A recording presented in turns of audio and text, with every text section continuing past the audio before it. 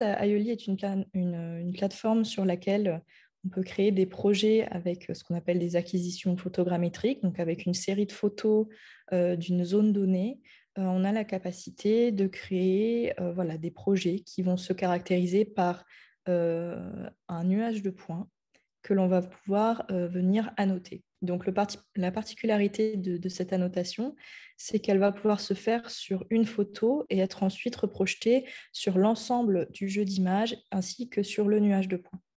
Donc, vous avez ici l'environnement de projet avec à gauche un onglet qui nous permet de créer un ensemble de groupes et de calques pour structurer nos annotations. Et puis, vous voyez ici, finalement, le processus d'annotation qui débute, donc avec voilà, la possibilité d'effectuer un tracé sur une photo pour souligner une zone remarquée, voilà, sur laquelle on a envie d'informer, de rentrer des informations. Et puis, vous pouvez voir ici, par exemple, une option supplémentaire de cette plateforme qui permet d'enrichir sémantiquement les projets. Et donc, c'est la création de ce qu'on appelle des fiches de description, où en fait, on va pouvoir renseigner différents champs. Alors, ça peut être des termes de thésaurus, du champ libre. On peut également ajouter des liens, des dates, si besoin. Donc, l'objectif est vraiment de pouvoir ajouter des informations sur les annotations qu'on fait pour vraiment venir compléter le travail visuel fait par le dessin des régions. Ici, alors ça va être plutôt un aspect de visualisation des projets. Je ne vais pas tellement rentrer dedans, mais je vais vous montrer alors, une seconde vidéo, puisque vous avez vu donc, sur ce premier petit extrait donc, un peu le processus d'annotation, donc, très brièvement pour un des projets qui se trouve dans la liste des projets publics donc, visibles sur le site montré par Ariane.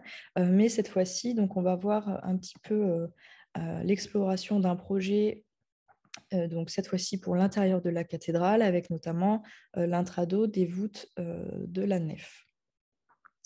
Donc voici une fois de plus directement, cette fois-ci donc dans l'environnement Aioli, ce à quoi ressemble le projet. Ici, on a l'option donc, qui n'était pas montrée précédemment d'ajouter des fichiers joints. Donc, comme vous le voyez, en fait, de la même façon, suite à la notation, on a la possibilité de renvoyer à des documents. Donc, ça peut être des PDF, des JPEG qui vont venir enrichir finalement les données remarquées.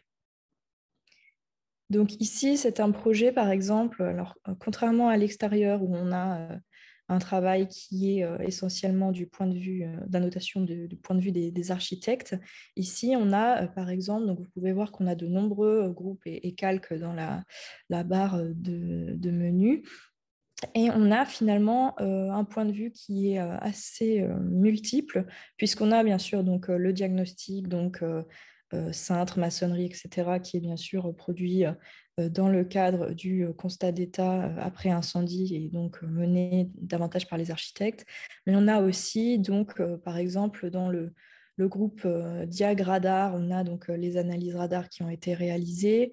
On a également, alors là on est sur les cintres, on a également donc, les analyses stratigraphiques, les déformations, et donc tous ces travaux-là sont menés plutôt par les laboratoires de recherche et qui étaient annexes donc, au constat d'état qui a été fourni en décembre 2020, donc avec, comme l'avait dit Ariane, du travail du LERM, du LRMH, d'ateliers de parents-restauration qui ont été ajoutés également, donc avoir différents points de vue, différentes analyses des zones analysées.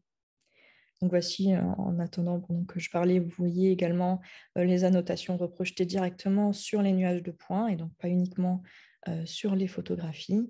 Et voici ce à quoi ça peut ressembler également dans des environnements de visualisation. Hop.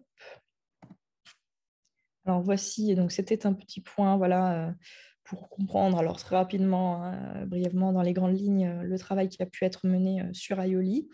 Donc, ce travail de diagnostic alors, a commencé donc, à partir de 2020, même si on faisait déjà des tests en vue de la création de ce diagnostic à partir de 2019.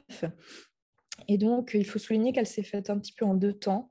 Donc, avec un premier temps vraiment plutôt axé sur l'extérieur de la cathédrale. Donc, en fait, tous les projets sur l'extérieur de la cathédrale que vous allez retrouver donc, dans cette page ont été faits entre les années 2020 et 2021, tandis que l'intérieur de la cathédrale a été fait un peu plus récemment, donc en 2022.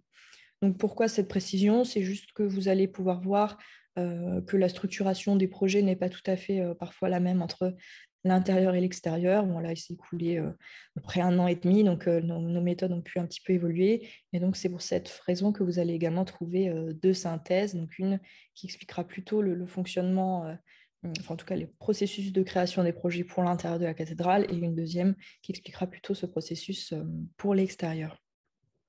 Alors, vous l'avez peut-être vu passer également dans la vidéo. Au total, donc, on a un ensemble de 205 projets qui ont été créés.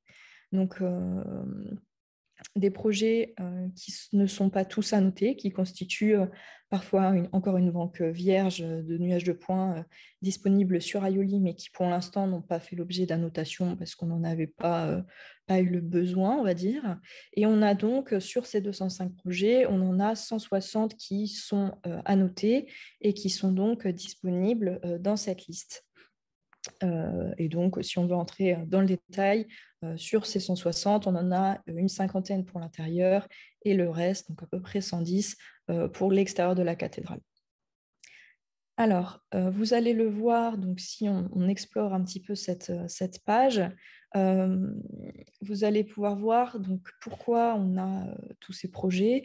On a donc découpé finalement la cathédrale en sous-projets, c'est-à-dire que vous l'avez vu sans doute sur Aioli, l'objectif est donc d'importer des photos et de créer un nuage de points. On ne voulait pas, et ce n'est même pas faisable, mais l'objectif n'était pas de créer toute la cathédrale en un seul projet. L'objectif, c'était vraiment de venir redécouper des zones pour travailler sur une échelle plus réduite, sur laquelle on allait pouvoir se concentrer un petit peu plus précisément, même si nous, de notre côté, on a la possibilité ensuite, avec le viveur 3D, d'observer les choses dans leur globalité. Mais ici, voilà, sur Aioli, l'objectif était vraiment de penser à une sorte de découpage qui pourrait permettre de créer des projets qui sont plus facilement manipulables et qui ont une cohérence même, bien sûr, au sein du découpage même. Donc, vous avez ici, par exemple, l'exemple pour les chapelles. Alors, que ce soit les chapelles du chœur ou de la nef, chaque chapelle est son propre projet, donc à l'exception, bien sûr, des dernières chapelles du chevet, ou alors où on a, par exemple, les chapelles 0, 1, 2, ou alors 3, 5, 7, qui fonctionnent ensemble, puisqu'elles n'ont pas de parois les séparant. Donc, ici, on a des projets qui vont pouvoir être communs. On ira explorer un petit peu quelques projets après. Je finis peut-être un petit tour finalement de cette page pour que vous compreniez, pardon, j'ai une voix un petit peu faible aujourd'hui, mais pour que vous ayez une compréhension peut-être de ce qui est disponible. Puis ensuite, on va aller explorer tout ça. Donc voilà, de la même façon que pour le chœur, ici, vous avez donc toutes les chapelles de la nef. Ensuite, ici, donc l'intrado des voûtes, avec une division qui a été faite. Voilà, on a d'un côté les annotations sur la nef, de l'autre le chœur, et enfin le transept. Donc on a ici divisé en 3 parties. Puis on va avoir donc l'extrado des voûtes également, avec ici des éléments qui sont un petit peu plus scindés, puisqu'on a des nuages de points donc, qui représentent par exemple la nef, va être découpée en 3 parties. Donc en fait, ça suivait le processus de prise de vue qui avait été fait au moment de l'acquisition, et également donc un nuage pour le chœur. Et ce qui concerne donc l'extérieur de la cathédrale, on a donc au niveau du chœur, on va avoir énormément de projets. Donc ici pour le chœur est, donc même pour tout ce qui va concerner les travées, donc finalement du chœur ou de la nef, on va avoir un découpage qui se fait donc horizontalement, puisque vous avez donc à chaque fois le niveau chapelle qui va être le niveau le plus bas, le niveau tribune, puis enfin le niveau B haute. et également un découpage vertical puisque chaque travée va également découper un projet. Donc, vous voyez par exemple T0 chapelle, T0 tribune, T0 baie haute, et etc. Voilà, chaque numéro de travée va également découper les projets. Donc voilà, le même fonctionnement pour le chœur côté sud, également côté nord. Et sur la nef, donc on a, alors pour l'instant, seulement 4 travées, donc 2 sur la zone nord et 2 sur la zone sud. Donc, parce qu'à l'époque, donc, comme je vous l'avais dit tout à l'heure, le diagnostic 3D de l'extérieur s'est fait dans un temps un petit peu plus, entre guillemets, ancien, donc en 2020-2021, et suivait à l'époque, dans la version préliminaire, on va dire, du diagnostic réalisé par les architectes, les zones qu'ils avaient étudiées. Et sur la nef, finalement, c'était à peu près, à cette époque, les deux seuls qui étaient véritablement analysés. Donc, sur la suite, on va sans doute créer d'autres projets pour la nef, mais pour l'instant, vous avez donc ces 4 travées disponibles. Puis également des projets pour les transepts. Vous avez une paroi donc, du pignon ouest, pardon. Alors pas de schéma pour l'instant parce qu'on a du mal à trouver des documents sources, mais donc le pignon ouest côté est, donc situé donc, entre la nef et le massif occidental. Et puis au niveau du massif, donc on a des projets donc, sur les tours. Donc on va avoir les côtés est et nord pour la tour sud, puis les côtés est et sud pour la tour nord. Voilà, donc à noter que cette liste va sans doute s'étendre au fur et à mesure du temps, puisque à l'heure où je vous parle, on a également donc, 16 projets qui sont encore en cours. Donc on a pu créer par exemple des projets pour l'entièreté de la façade ouest du massif occidental, ou encore d'autres projets pour l'extrado des voûtes, notamment juste après incendie, donc avec les débris situés sur les voûtes, etc. Donc ça, ce sont des projets en cours et qui vont pouvoir, voilà, au fur et à mesure du temps, rejoindre ces listes pour compléter et montrer tous les éléments disponibles. Alors, on peut, je pense, commencer notre exploration. Je propose de commencer peut-être par vous montrer une chapelle. Donc, hop, on peut prendre la première. Donc voilà, en cliquant, à chaque fois, vous avez la possibilité de cliquer tout simplement sur l'intitulé qui vous intéresse, qui vous enverra sur cette page. Et ici, vous n'avez qu'une manipulation à faire, c'est de cocher cette petite case et de cliquer sur « Charger la totalité des projets sélectionnés ». Après ça, voilà, vous n'aurez plus grand-chose à faire pour voir votre projet apparaître. Là, vous en avez une bonne illustration. Il faudra juste compter un petit temps de chargement. Donc, on a des projets avec quelques millions de points donc, dans nos nuages, mais également donc, en fait, pas mal d'annotations et de fiches de description. Donc, on peut avoir un petit temps de chargement. Bon, là, je pense qu'il est voilà, un petit peu plus long parce que je suis en plus en visio, mais voilà, normalement, ça ne dépassera pas quelques dizaines de secondes à une minute. Voilà, on commence à voir nos éléments apparaître.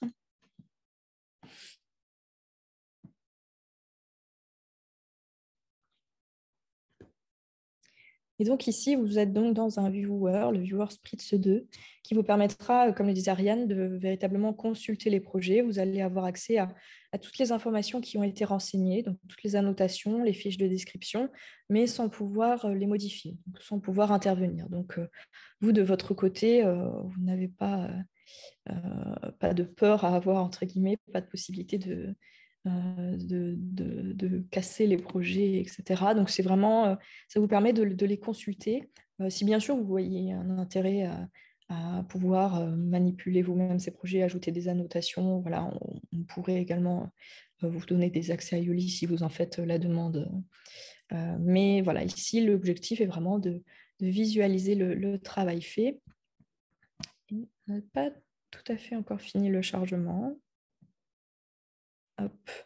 Parce qu'Ariane avait également fait une petite vidéo. Donc, en attendant que notre projet charge, je vais peut-être vous montrer ceci. Donc, voici l'environnement également, une fois que tout a correctement chargé, avec d'ailleurs le même projet. Donc, c'est les chapelles 0, 1 et 2. et donc avec la possibilité de se balader alors, entre les annotations, entre les images. Donc, vous voyez, on a soit la possibilité donc, de cliquer directement dans la liste pour aller voir une annotation donnée, ou la possibilité voilà, de naviguer à travers le nuage de points, donc de le manipuler, le tourner et de consulter les informations qui y sont liées. Voilà, donc c'était un petit extrait de présentation. Hop.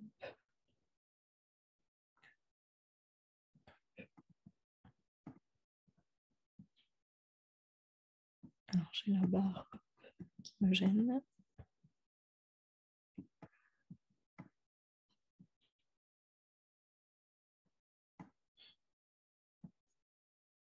Je vais en lancer également.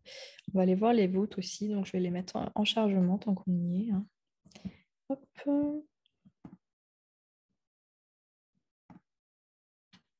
Donc de la même façon ici, j'ai sélectionné les voûtes de la nef, donc on va hop, les mettre, les ouvrir de la même façon en cochant la petite case.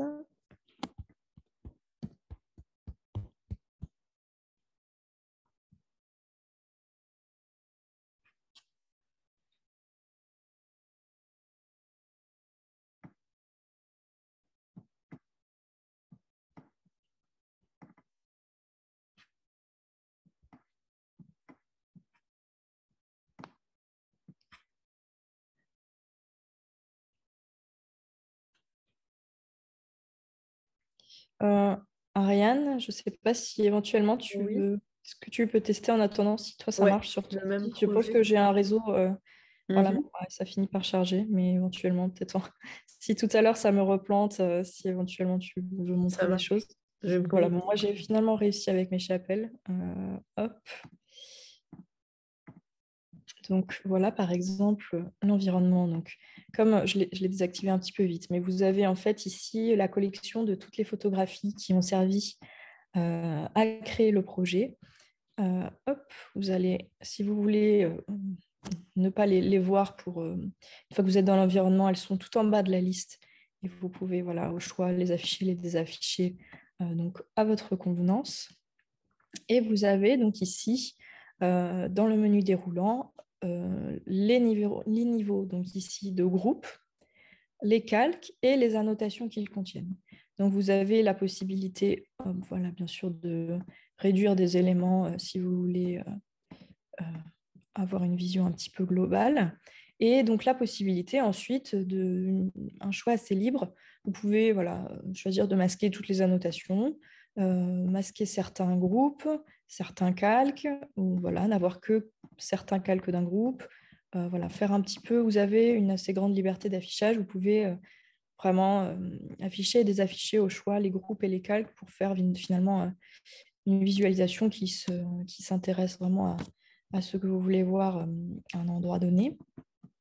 Et donc, une fois qu'on a nos éléments, par exemple ici, hop, si j'enlève le diagnostic, je ne garde que les informations générales sur les supports, on a ici nos annotations qu'on va pouvoir venir explorer. Donc, si je clique, par exemple, je suis sur la CA01 fresque. OK. Hop, on va, comme on est dans cet environnement, je vais me dérouler ici un petit peu mon menu, avoir un petit peu le détail. Et donc, on peut retrouver sur le côté la fiche de description qui est liée à cette annotation. Donc, ce qu'on a rentré tout à l'heure sur Aioli, vous voyez les champs qu'on pouvait remplir assez librement. Ici, on va pouvoir les retrouver. Donc, par exemple, ici, je peux savoir que cette fresque, c'est la fresque sur la vie de la Vierge et la Passion de Péronda. Donc, voilà, on a ces informations-là. Vous avez peut-être remarqué, voilà, quand je clique sur les annotations, en fait, vous voyez l'image sur laquelle l'annotation a été réalisée. Donc, hop, vous voyez, on a cette possibilité donc, de voir également le rapport avec la photographie. Et voilà, de cette façon, je peux me balader entre les différents éléments. Ici, on a également donc, des informations sur le statuaire. Donc, je suis passée un petit peu vite, mais voilà, on a encore une fois donc, les photographies utilisées.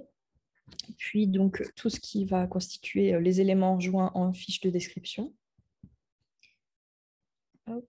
Et de la même façon, je pourrais faire la même chose donc, avec le calque du diagnostic, avec cette fois-ci donc, des informations sur les réseaux électriques, sur les dégradations des décors peints, les vitraux, mais également les maçonneries. Donc cette division, on peut noter, vous allez la retrouver dans beaucoup de projets. Donc en ce qui concerne voilà, le relevé des dégradations, vous allez avoir un découpage maçonnerie, décor sculpté, enfin décor peint selon les contextes, et quand il y en a également des vitraux. Et donc ici, de la même façon, voilà, vous retrouvez vos annotations sur lesquelles vous allez pouvoir consulter toutes les informations dans l'environnement 3D. Voilà un petit peu donc, sur l'organisation de cette interface. Ici, hop, oh mince, je l'ai réactualisé alors qu'il avait chargé, c'est dommage. Donc, on va pouvoir, je pense que vous pourrez dire également s'il y a certaines scènes en particulier qui vous intéressent. J'ai bientôt fini cette présentation. À la fin, voilà, on aura bien sûr ce temps d'échange, de questions également de votre côté sur l'outil, sur la création de ce processus, etc. Donc n'hésitez pas, juste après voilà, la partie présentation, à poser vos questions sur certaines scènes ou sur voilà, certains processus. Je pense que voilà, avant de clôturer ma présentation, donc on ira voir la nef et également, donc on va aller également voir un projet extérieur. Donc on va aller peut-être sur le chœur, au niveau des chapelles. Donc voilà, toujours cette première étape.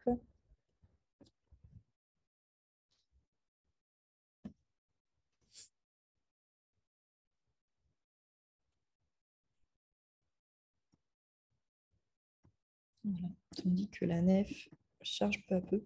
Donc la nef, en plus, on a vraiment pas mal d'informations. Donc pour le coup, il y en a des choses à charger. Donc ça lui fait un bon exercice. Hop. Voilà également pour la travée.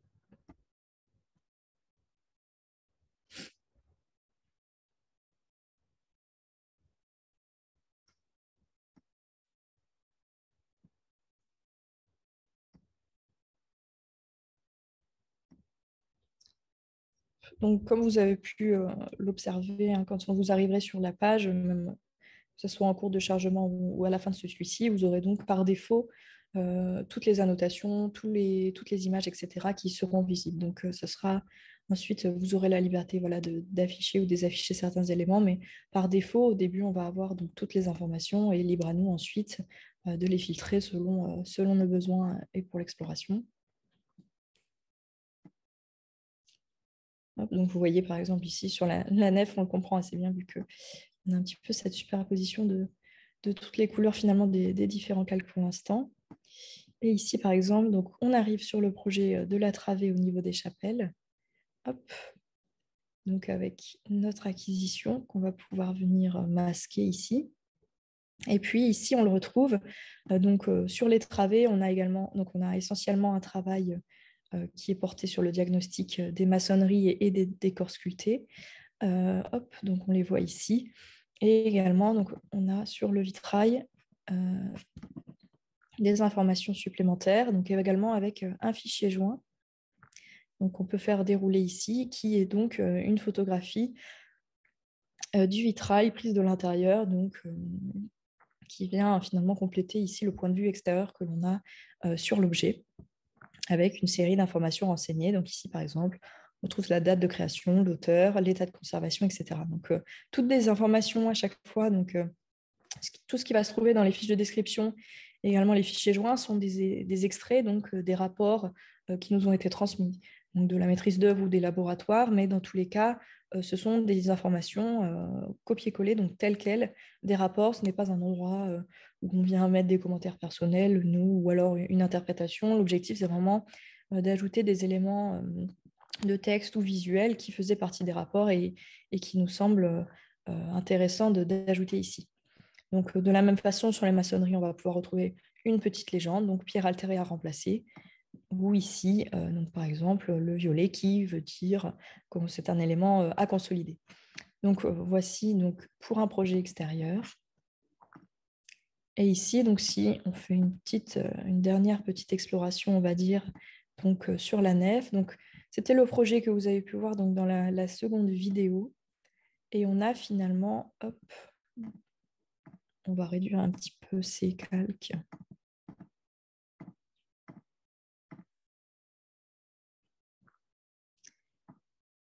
Hop, donc voilà, je peux faire ma sélection. Ici, donc, par exemple, l'étude des déformations, donc avec en rouge un affaissement pardon, important, en bleu foncé un soulèvement important et les couleurs intermédiaires qui voilà, euh, signifient un état un petit peu plus modéré. Hop, on a des analyses stratigraphiques, donc ici où on positionne par exemple les localisations des prélèvements.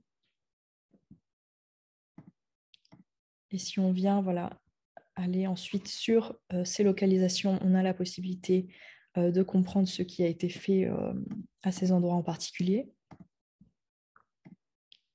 Puis les éléments de diagnostic.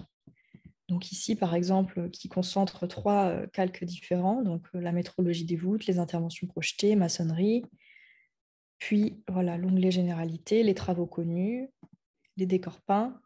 Voilà. Donc ça, ce sont toutes des informations qui ne sont pas directement liées à une dégradation, mais véritablement à la connaissance et l'enrichissement du projet auquel on a affaire. Et ici, donc, un petit peu de la même façon que pour les données stratigraphiques, on a la localisation des analyses radar qui ensuite peuvent être consultées voilà, à part. Donc, voilà un petit peu un petit tour des horizons de ce qui a été fait. Voilà, donc je ne sais pas si Ariane veut ajouter quelque chose également, mais sinon, voilà, on avait prévu également un petit temps d'échange et de questions pour voir un petit peu vous comment vous vous situez par rapport à tout cela. Donc voilà. Bah, merci beaucoup Roxane pour la présentation très claire et qui permet de balayer un petit peu les scènes.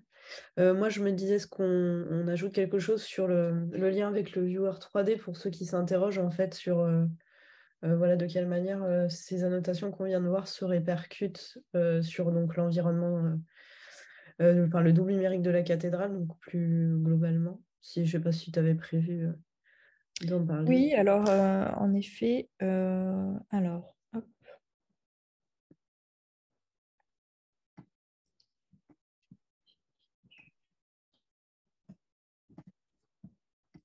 Donc je pense que je vais, pour éviter peut-être les temps de chargement, je vais vous montrer directement sur vidéo, peut-être des captures qu'on a pu faire donc, au niveau de l'environnement 3D. Pareil, de la même façon, je ne sais pas si vous avez eu l'occasion ou le besoin de vous en servir également. Mais hop, donc ici. Alors, je vais repartager un petit peu mon écran.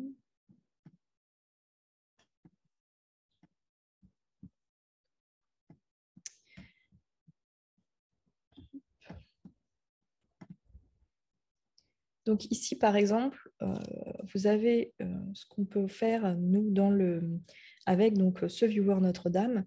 Donc, on a la possibilité de venir importer les projets Aioli dans le viewer Notre-Dame. Donc, l'intérêt est de pouvoir visualiser, donc finalement, comme vous l'avez vu, sur Aioli, on travaille sur des zones plus réduites, mais on va pouvoir venir soit alors, voir différentes zones en même temps, c'est-à-dire que si je veux visualiser tous les projets que j'ai faits pour les travées du chœur, par exemple, on peut tous les importer dans le viewer pour pouvoir voilà, effectuer un petit dézoom et consulter ces projets entre eux. Mais également, ici, par exemple, c'est le chargement d'une travée. Donc, c'était le niveau des chapelles réalisées pour la T31 que l'on vient importer dans le viewer pour, par exemple, le situer dans l'entièreté de la cathédrale. Donc, ça, c'est une des possibilités. On a également donc c'est la suite de la vidéo de tout à l'heure. Une fois qu'on a notre projet Aioli, ici, de la même façon, donc c'était une travée importée dans le viewer. Donc avec de la même façon qu'on le retrouve dans le viewer splits, on le retrouve également dans le viewer Notre-Dame, donc les fiches de description et les fichiers joints lorsque l'on passe voilà, sur les icônes qui représentent chacune des annotations. Et ici, par exemple, vous avez le résultat quand on importe plusieurs projets à la fois. Donc ici, on peut le voir, on a 3 projets, par exemple, pour le niveau des chapelles, 3 projets pour le niveau des tribunes et 3 projets également pour le niveau des baies hautes. Donc on a ici, par exemple, le chargement de 9 projets à la fois pour pouvoir visualiser un petit peu ces éléments dans un contexte plus large. Désormais, on a aussi, vous pouvez le savoir, donc, par exemple la reconstitution de la charpente en 3D. Donc vous voyez, quand on travaille par exemple sur l'extradou des voûtes, ça peut être très intéressant de venir superposer différents éléments. Donc par exemple, le diagnostic de l'extradou des voûtes, des murs bahus et le confronter par exemple avec la reconstitution 3D présente sur le viewer Notre-Dame. Donc ici, par exemple, juste, je ne sais pas si vous avez déjà voilà, l'occasion de l'explorer ou non, mais voilà, c'est vraiment donc, cette interface-ci avec le nuage Talon ici qui est affiché. Et ici, par exemple, moi, c'est directement mon environnement de travail ici que vous pouvez voir. On a une série de projets Aioli qui ont déjà été ajoutés. Donc, par exemple, ici, je vais pouvoir venir observer les chapelles que j'avais importées.